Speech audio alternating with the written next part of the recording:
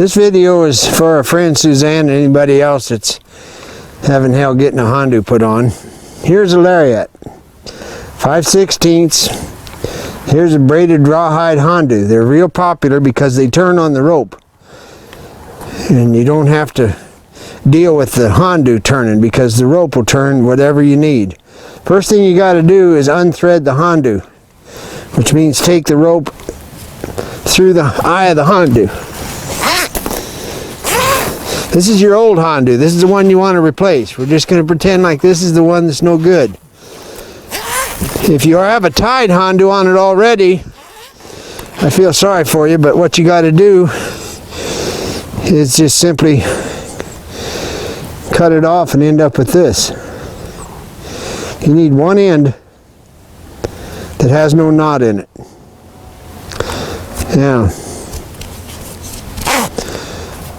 there's the knot for putting the hondo against. You've already got that if you have a slide-on hondo. If you don't, you have to learn how to tie this knot, then call me up and we'll start all over again.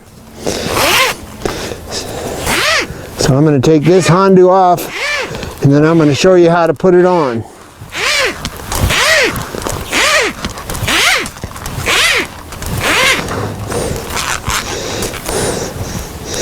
These hondos come out of Sonora, Mexico.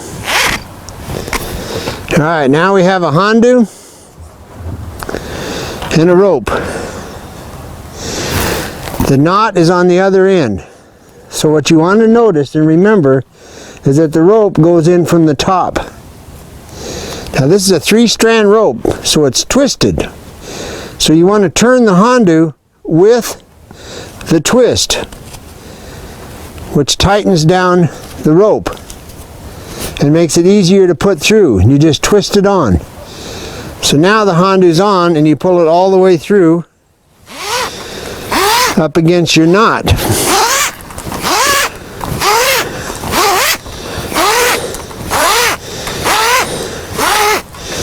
Now here's a part where people make a mistake a lot of times. Now you have a hondo and you have a rope. This rope is an actual roping rope, so it coils. Coils meaning you can see all the coils.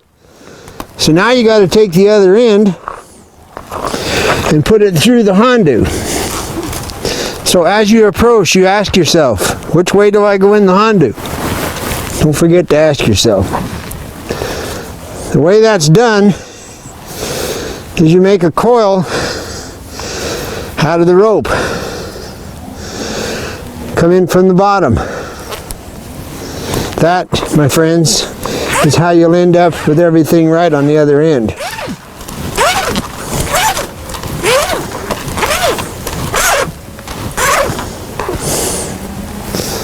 Now you're back in business.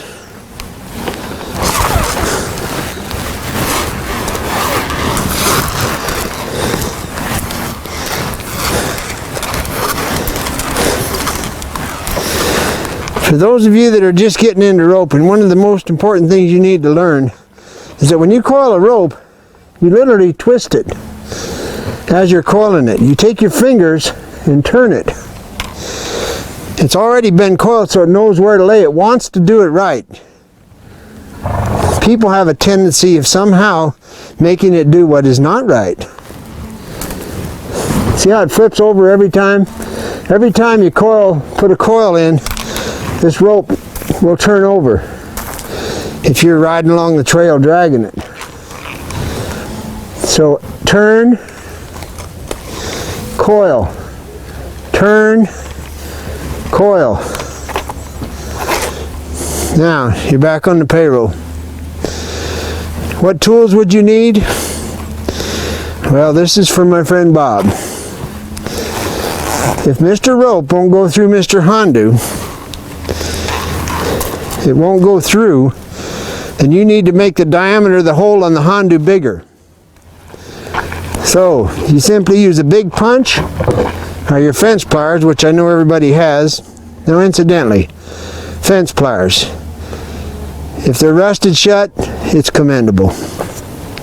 That's a cowboy joke. You simply stand the hondo up, not with the rope on it. Stand it up, stick the prong in the hole and hit it with a hammer, and that will widen this hole and make it round. You can do it on either end.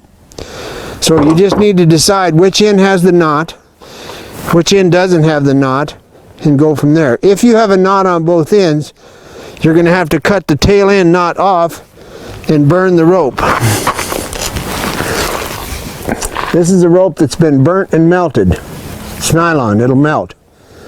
So you simply wrap that in tape, burn it against a hot surface. You can heat up your pliers, just push it on there, use a little propane torch or a match, whatever, lighter, whatever you want. The idea is to get those 3 strands to melt together.